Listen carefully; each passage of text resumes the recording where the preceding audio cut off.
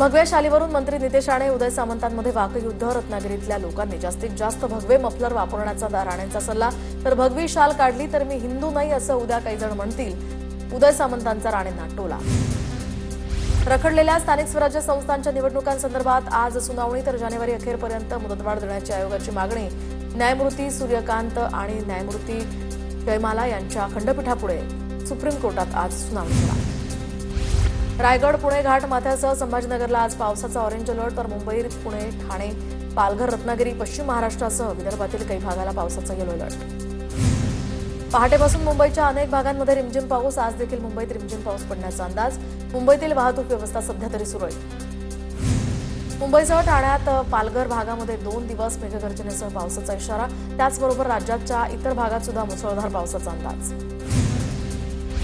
पुणे शहरात सोमवारी जोरदार पावसाची हजेरी। शहराच्या पूर्व तसंच उत्तर भागातील उपनगरांमध्ये सर्वाधिक पाऊस।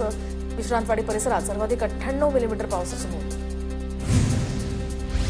विदर्भातील सोयाबीनवर येलो मोझॅक रोगाचं संकट। शेतकऱ्यांचं 90% सोयाबीन पिवळं पडल्यामुळे 200 कोटींचं नुकसान होण्याची भीती। याच आर्थिक संकटाच्या भीतीनं गेल्या 3 महिन्यांमध्ये 113 शेतकऱ्यांच्या आत्महत्या।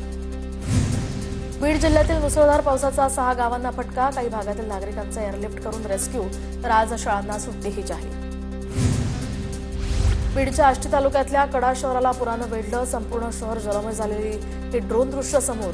ढगफुटी सदृश्य पावसामुळे शेत पिकांचं मोठं नुकसान। आष्टीच्या कडा शहरात पुरामुळे बिल्डिंगवर अडकून पडलेल्या साप्ते कुटुंबाचं हेलिकॉप्टरनं रेस्क्यू।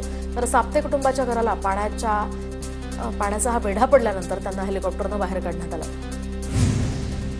बीडच्या आष्टी तालुक्याला पावसानं झोडपलं। तर अनेक भागातील जमिनी खरडून गेल्यात। 50 वर्षांमध्ये पहिल्यांदाच कडा शहर पाण्याखाली। एनडीआरएफ टीमकडून बचावकार्य सुरू। आष्टी तालुक्यातील दामण गावातील नदीला पूर। तर पुरात वाहून गेलेल्या तरुणाचा मृत्यू। तरुणाचा झाडात मृतदेह अडकलेला आढळला। बीडच्या आष्टी तालुक्यातल्या सांगवी आष्टी या ठिकाणी नदीकाठी सुरेश धसांकडून पाहणी। नागरिकांनी सतर्क राहण्याच्याही दिल्या सूचना। जळगावच्या पाचोरा तालुक्यातल्या सातगाव डोंगरी या परिसरामध्ये ढगफुटी सदृश्य पाऊस। दगडी नदीचं पाणी गावात शिरलं। तर काही शेती पिकांचंही मोठ्या प्रमाणात नुकसान। अहिल्यानगरच्या मिडसांगवी या गावातील सीना नदीला पूर। तर पैठण पंढरपूर पालखी मार्ग पाण्याखाली। ग्रामस्थांसह प्रवाशांनी खबरदारी घेण्याचंही आवाहन।